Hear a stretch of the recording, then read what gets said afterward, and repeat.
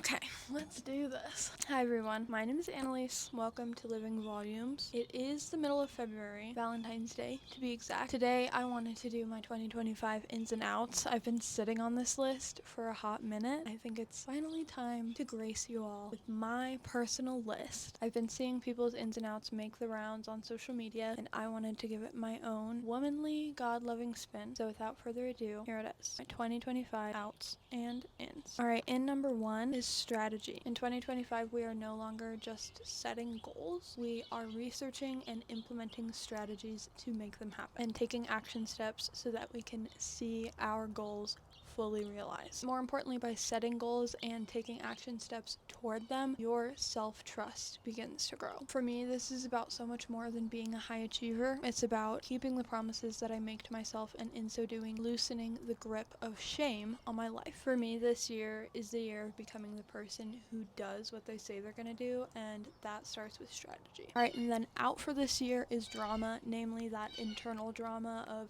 hemming and hawing, trying to decide if you're gonna do something or not, if I'm going to quit drinking or not, if I'm going to start a YouTube channel or not. Baby, it's happening. If it's a no, it's a complete and total no. You cross it off the list and move on. But if it's a yes, babe, get to work. Strategy. Strategy is in. So if it's a yes, we're doing it. Great leaders trust their intuition and make bold decisions. And even if you are not intending to lead in business, in politics, or even in the familial space, you always are going to be in charge of boldly leading yourself. If you're hemming and hawing, constantly going back and forth whether you should do this or shouldn't, you should cut this person out or not, you should. The experience is clearly already ruined for you, as evidenced by the fact that you are constantly whipping up drama in your mind over it. I think it should go without saying that this out applies to the interpersonal as well, but I would like to believe that by 2025 we are moving away from the interpersonal drama.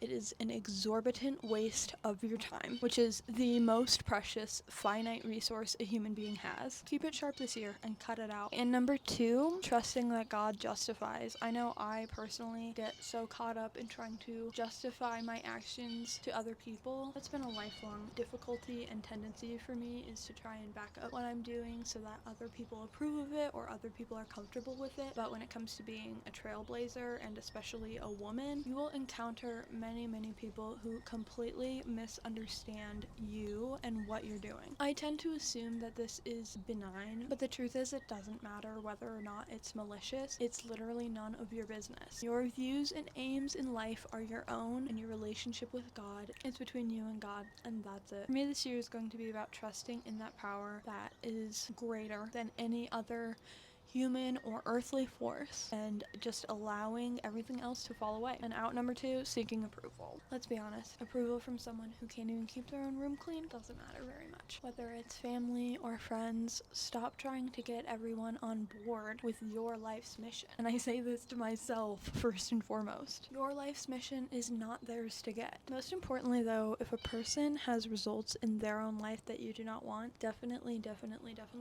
take that advice with a grain of salt. More than likely, it will only ever take you somewhere you do not want to go. Next up on the in list, devotion. I like to think of devotion as discipline plus passion. Discipline on its own, for me personally, is way too rigid and masculine and forceful, but devotion is delicious and divine, has a much more rich, spiritual, and feminine texture. This comes so much more naturally when you are allowing God into your life. When you commit to something so much greater than you, you can't help but put in the work. Especially if you're a woman, discipline is so over. Like I said, discipline has that rigid masculine energy. And 2025 for me is about stepping into my unique abilities and wisdom as a woman. The next out absolutely has to be long distance. Pining over someone who's putting no effort in, who is thousands of miles away, is just not worth it. This year I'm seeking connection in the people around me. This one made me realize I forgot to put my engagement ring on this morning. Anyway, out number four is long distance, aka pining for someone that is thousands of miles away and putting your life on hold for that love. You're worth more than that, babe. Find connection in the people around you, and if that means that you have no one for the time being, so be it. Find connection with yourself. And also, God is present with you always. Use that time to cook up something new within. For me, this extends past interpersonal relationships. I am engaged. I will be getting married in August of this year, and I have been forming a solid group of friends. But more than that, it's investing in the place and space and the resources where you live. So get ready to see me out at the local farmers market every weekend, shopping at local businesses, and coming into a deeper relationship not only with the people around me, but with the place that I exist in as well. Which brings me to my next in, which is local. Whether it's a relationship or a week's worth of groceries, see what you can cook up in your own neighborhood. I guess this one has some nuance for me though, because I'll also be growing my online presence in 2025, which means connecting with people from all over the world. But there's something very grounding about keeping as much of your life as possible in the physical and not the digital realm. I believe this is in number 5, decision making. Again, great leaders trust their intuition and make bold decisions. Trust your relationship with God and what He calls you to do. We're making this year about follow through. Coupled with that, people pleasing is out this year. It's akin to actual insanity. If you don't wake up and see your own life and what a gift it is, you might as well be dead. Next up, marketing yourself is in. There are no more excuses for not making money in 2025. The only reason I'm accepting for my lack of income this year is just that it hasn't happened yet. Marketing will never not be a valuable skill set. With it, you can figure out how to make money with your skills and interests, no matter how many times crap hits the fan. See strategy. And I'm gonna hold your hand when I say this. Starving artists are out. In 2025, I am leaving the starving artist mentality with Vincent van Gogh in the 1800s where it belongs. If you want to make money, it's your job to become someone who's capable of getting it, and then go out and get it. Grow your skill sets, including your marketing skills, set up a strategy, and go to work. Alright, let's take a little detour into something that is much more physical. Vaping is out in 2025, guys. Like, what are we doing? Gen Z was on track to be the first generation without a nicotine addiction, and then the jewel hit the market. If you vape, you're a sheep and a marketing victim. Also, your skin looks gray. Take your power back. So if vaping is out, what could possibly be in?